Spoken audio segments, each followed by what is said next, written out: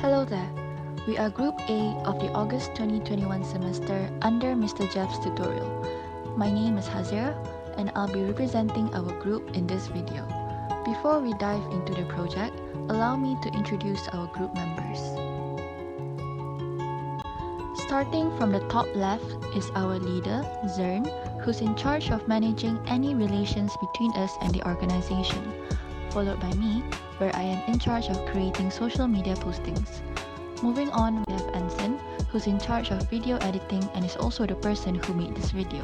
Lastly, we have Jung Kiet, who's doing research. Here are some statistics that highlight on the need for awareness on mental health illnesses, especially among children.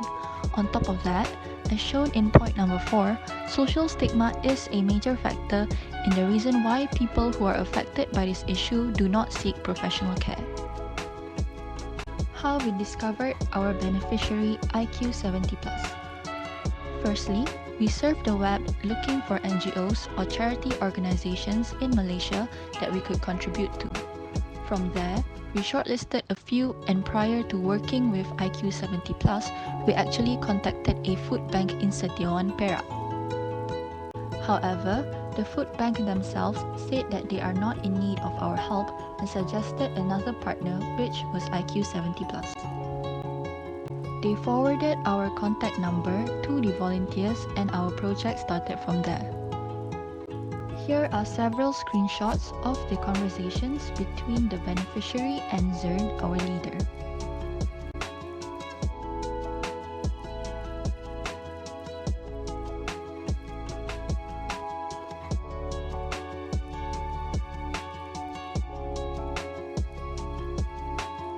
We were then notified about a huge issue the organization was facing.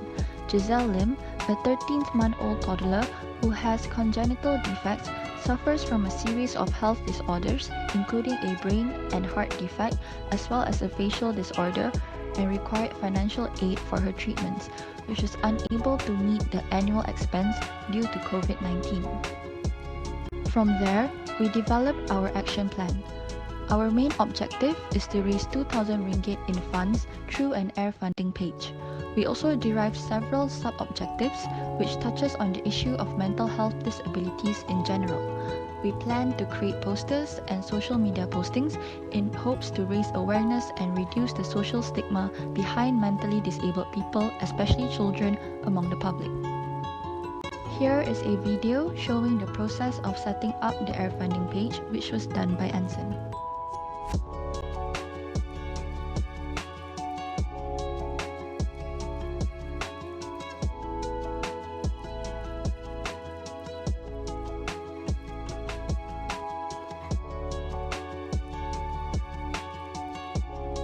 After setting up the page, we each shared it among family and friends with hopes to spread the word.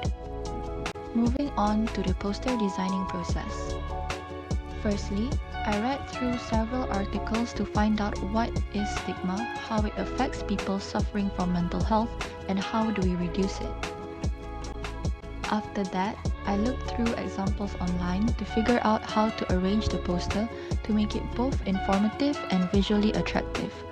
The first two examples on top shows the difference in ratio of the use of words to the use of images, with the one on the right using too many words. The examples below shows how to visually arrange the poster for an overall balanced and easy on the eyes approach. From there, I summarized my research into short and easy to comprehend sentences and moved on to designing the poster. Here are some screenshots of the work in progress.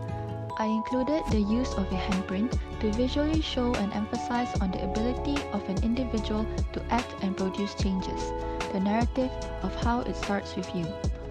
The poster uses pink and yellow as the bright colors give the poster an overall positive and happy impression. This is the final outcome of the poster.